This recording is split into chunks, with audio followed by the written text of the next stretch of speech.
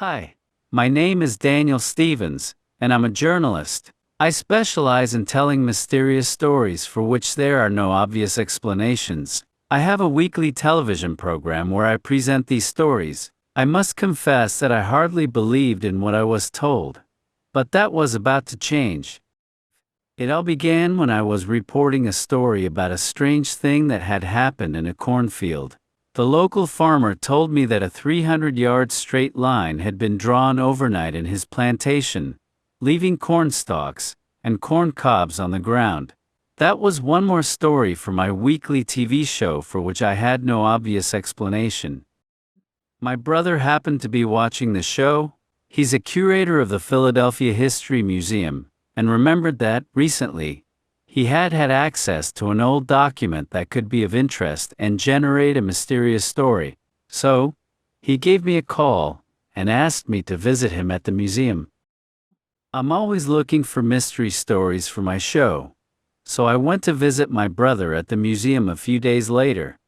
He took me to the library and showed me a police report filed by a Union sergeant named Jonas Bressett in the middle of the Civil War. The sergeant was on leave to visit his family in his hometown, but when he got there, he found a deserted town. He couldn't find his family or any other living soul. The report was filed in New Hope, a borough of Bucks County on the border between Pennsylvania and New Jersey.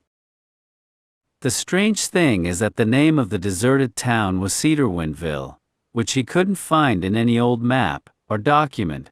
This name can't also be found in any search engine in the internet. My brother said that it would be possible to find some information in Bucks County or New Hope. That was indeed very intriguing. How could a town simply disappear? I thanked my brother. I was convinced that I should get more information about it. Next day I decided to go to Bucks County, which is just 42 miles from Philadelphia. On the way, I was wondering where I should go first to try to find information about the vanished town. Should I go to the city hall? Should I go to a police station? I decided to go straight to New Hope, and instead of looking for the city hall I went to a bar. It was around midday and I need some refreshments. I wondered if I could find any valuable information there. I found a very friendly barman, and after some small talk, I asked if he knew a place called Cedarwind, Ville. The man was startled at first. He asked why I wanted to know it.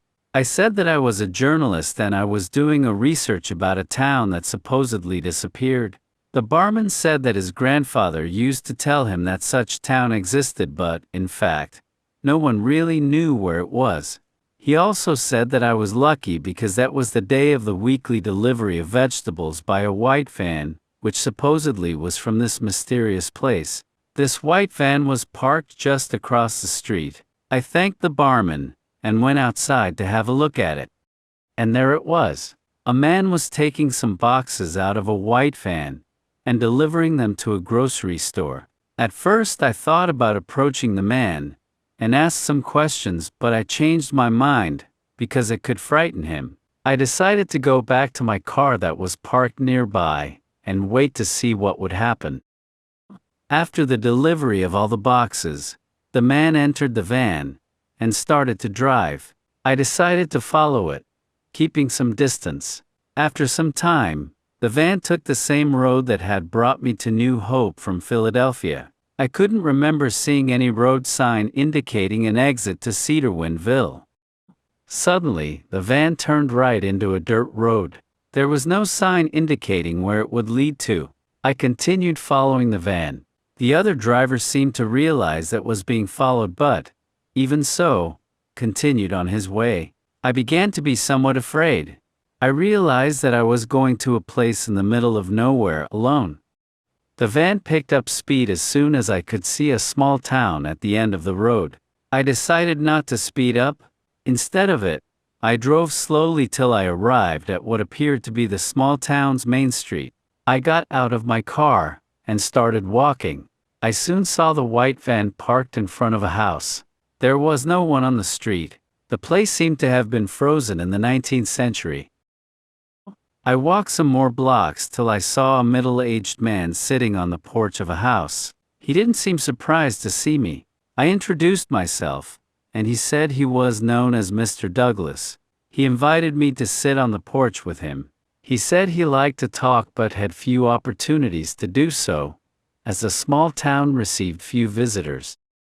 Soon a woman joined us on the porch. Mr. Douglas introduced her as his daughter Margaret. She also didn't seem surprised by my visit. Then I started to talk, and saying that I was a journalist, that I had a TV show, and that I was doing a research about a town named Cedarwind, Ville that a Union sergeant found deserted in the Civil War. Father and daughter looked at each other intrigued. Mr. Douglas said that they didn't know anything about it. He said that the locals called the place by the name of Little Town, and admitted that it had seen better days. He also said that almost all residents were farmers, who refused to leave the house of their ancestors. It's needless to say that I was disappointed, and Margaret noticed it. She then suggested that I should spend the night in the town, since it would get dark soon. There was an unoccupied house that, sometimes, was used as a guest house for visitors. I found it a good idea because I was too tired to drive back home. I gladly accepted the invitation. Margaret then said she would accompany me to the guest house. I thanked Mr. Douglas for his hospitality, and followed her. As we walked along the main street, I noticed a barn at the top of a hill. She said that it was used by some farmers to store pesticides for crops, and it was not a very healthy place to visit. I also noticed that there were very few people in town. When I mentioned it, she said that people stayed up late taking care of the crops, and would return to their homes soon. She dropped me off at the guest house. She said she would have something delivered for me to eat, and that we would meet up the next morning. I couldn't help feeling that there was something strange about this place. How could the barman, back in New Hope, knew that the white van could lead me to the supposedly disappeared town? And once I got there, no one knew anything about it. Anyway, I thought that I should rest a little, and try to find out something more the next day. But it wasn't easy to get some sleep. Just in the middle of the night, I heard a murmur of people passing in front of the house. I approached the window, and I could see some people carrying lanterns, and going in the same direction. It was very intriguing, so I decided to go out and try to find out what was going on. I managed to follow 3 men, keeping some distance so that I wouldn't be seen. They all went in the direction of the barn, and ended up going into it, after going up a hill.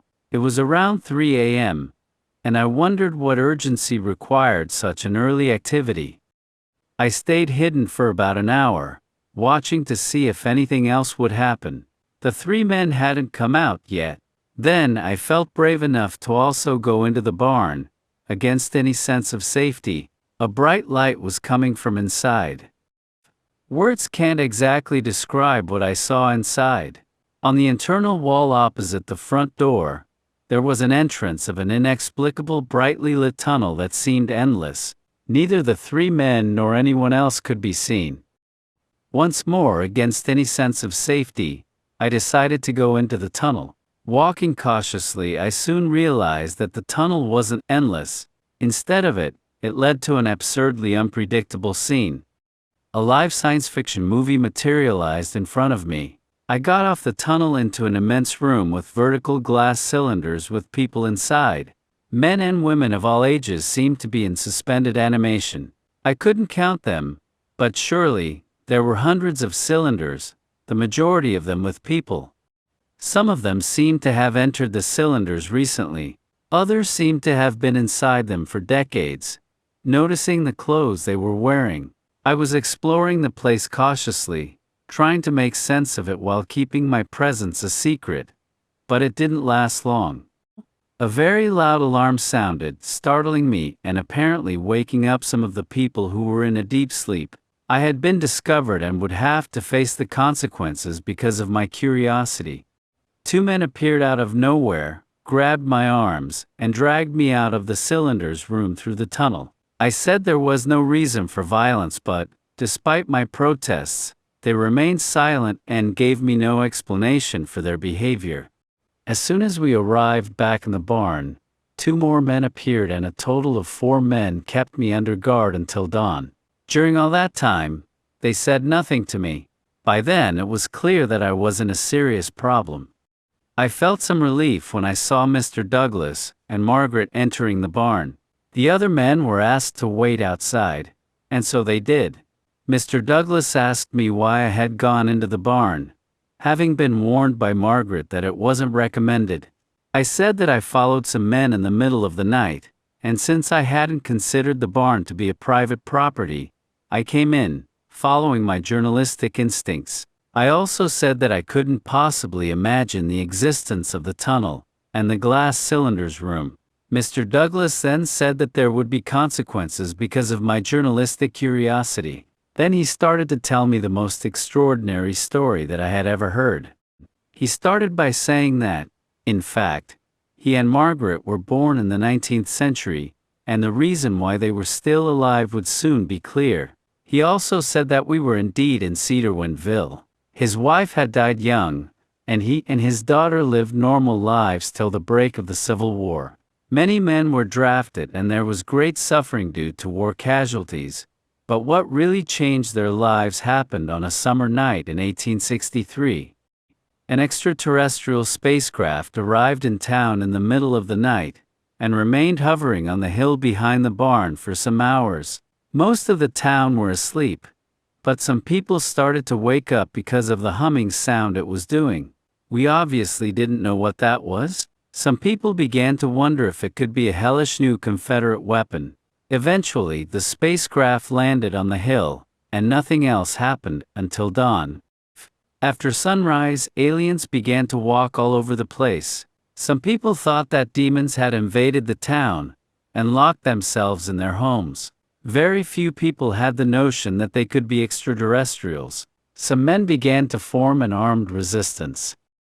But before anything could be done, the aliens made everyone go into a deep sleep. Till today, they don't know how it happened, continued Mr. Douglas.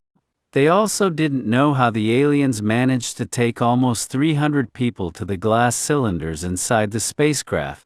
Mr. Douglas realized my amazement and confirmed that that's where I had been. The spacecraft was still there, hidden inside the hill. It had been a camouflage strategy made by the aliens to avoid attracting attention. They also had built a tunnel linking the barn to the spacecraft.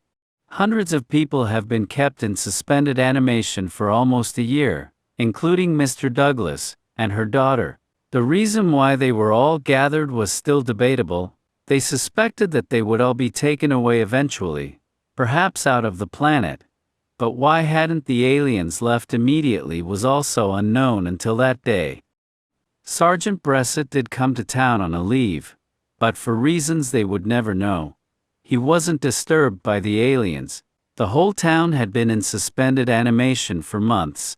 The sergeant never knew the fate of his hometown, because he was killed in action when he went back on duty. Probably the authorities haven't given too much attention to his report. There was a war going on, and they had more pressing priorities. But then, something unexpected happened. At least for the aliens. They all died of an unknown disease that didn't affect the humans. An automatic system security measure released everyone from suspended animation. Almost all glass cylinders opened at once, leaving people confused and having no idea of what had really happened. We were more isolated from other towns in the 19th century. Horses were left without hay and water in stables, and they all died. So there were no horses to pull the carts out of the town, and there was also the war, which limited travels of civilians from town to town. The mayor called the population to a meeting to agree emergency measures to be taken, such as food and other basic needs. Meanwhile, he and other men would try to reach the county seat to seek help from authorities. But there was no time to put emergency measures into action. Almost all population got sick. The main symptoms were weakness and dizziness, no matter how well people were fed. Death started to happen. An obvious association of the illness with the time spent inside the glass cylinders has been made. So, someone had the idea of putting back a sick man back inside a glass cylinder. Trying to turn the glass cylinders on was like a magic trick, but trial and error finally resulted in making them work. The man was miraculously cured of all his illness with no more symptoms. Needless to say, the same method has been used to cure everyone, but it was soon discovered that they became dependent of spending some time inside the cylinders in suspended animation to remain healthy. They didn't know if the aliens originally had any way to revert this condition. Years and decades went by, and it was found that the cylinders not only made them healthy, but also prevented them from aging. Some people accepted their new life, some thought that was the devil's work, and preferred nature to take its course and die. Other ones preferred to remain in suspended animation indefinitely, because they became tired of decades of a routine life. Those who accepted their new life continued as farmers. That's the economic activity that sustains the community to this day, which has around 130 persons. Mr. Douglas then stressed that everyone in town, including he and his daughter, had been living that kind of life for almost 160 years. He was among the ones who figured out how to prevent people to die, and he intended to continue to take care of his people as long as there would be energy in the spacecraft. When I asked why they hadn't looked for help, he said that it had been clear since the beginning that they would become guinea pigs in a laboratory. They suspected that they weren't even humans anymore. He then asked me what I would do with all that information. Would I present the story on my next TV show, and put in danger the life of hundreds of people? Before I could even think, he said that my answer didn't matter because he would never be sure of what I would do. He said that he had to think about that situation, and left me at the barn, guarded by some men. Margaret heard everything and said nothing. I was kept inside the barn till nightfall. My captors said that Mr. Douglas had given them instructions to take me to the guest house only at night, so as not to disturb the town. So later, I was dragged there. I was locked inside the house, but at least someone brought me some food. I began to wonder what would happen to me. Those people had been able to hide themselves since the 19th century, and I imagined they would do anything to remain so. I tried to get some sleep, but I couldn't. Next morning, Margaret came to the house. I was angry and disturbed with my house arrest, and I demanded to be released. She said that she didn't agree with my arrest but that she couldn't go against her father. Then she said that there was more to be known. She asked me if I had noticed that there were no children in town, which I did. Then she said that all of them were in deep sleep in the spacecraft. The glass cylinders avoided the aging of the body but not of the mind. Life became unbearable for them, so they progressively asked to go into deep sleep. Among them her daughter, who was 8 years old when the aliens arrived. Margaret said that it was very painful for her, and for her father, witnessing her daughter's mind maturing in a girl's body. She also said that her name was in fact Margaret Bressett. She was the widow of Sergeant Bressett and felt relieved that he never knew what happened to their daughter. I was trying to digest all that I had heard when she got up, and said that whenever I left the town, I would be responsible for the life of hundreds of people, including her daughters. When I said that that situation couldn't last forever, she said that there were people seriously trying to find a solution for that long-lasting problem but that she wouldn't go into details. Finally she asked me if I had already noticed how those old houses were fragile, and left the house without waiting for an answer. I spent the rest of the day trying to make the cell phone work, but there was no network. No wonder nobody had confiscated it. The night fell, and I could hear a thunderstorm approaching. Then I remembered that Margaret asked me if I had noticed how fragile those old houses were. I decided to go to the attic to see if I could find any way out. There, I found a window that originally couldn't be opened but could easily be broken. The window looked out onto the roof. I would have to find a way to get to the ground, and go away from there. So I did break the window, and got out of the attic. The storm had reached the town with loud thunders and heavy rain. The roof was slippery, and I had to be very careful. I found a rainwater drainage pipe, and I used it to get down to the ground. Soon, I was running under a heavy rain, as fast as I could, trying to get to my car. My escape was quickly discovered, and soon there were men running after me. Fortunately, I was able to get into my car, start it, and leave the men behind. I began to drive away from the town, and soon there was a car following me. Driving on a dirt road in a thunderstorm with heavy rain is not an easy task, especially if you see another car chasing you in the rearview mirror. I had no other option but to speed up. The visibility was limited and I didn't realize that I was getting near the main road. And when I got there, I had a near accident with a police car, due to the slippery road. The car that was following me turned around and went back to where it was coming from. The police officers were surprised by my sudden maneuver and ordered me to get out of the car with my hands up. After being searched, I identified myself and apologized to them, but they still asked me to follow their car to the police station. An hour later, 2 police officers began by questioning me why I came out of nowhere and crossed the road in such high speed. On my way to the police station, I thought what story I would tell. If I reported everything I had seen and heard, I would go from the police station straight to a mental institution. So, I said that I'm a journalist and was doing a research about a supposedly disappeared town. But I was mistaken because the small town I had visited was real and inhabited. The police officers were intrigued because they didn't know anything about a town in that vicinity. So they asked me to take them to that unknown town, in a way that they could confirm my story. I couldn't say no. When we arrived there, everything seemed normal, with almost anyone in sight.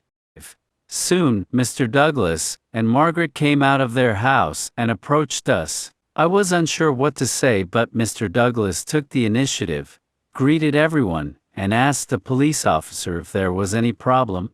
The officer asked Mr. Douglas if he knew me, who replied that obviously he did, that I was a journalist who had spent a couple of days in town, making a research for his TV show. Unfortunately, this was not the place he was looking for. I said nothing and looked at the police officer's face, who seemed satisfied with Mr. Douglas' answer.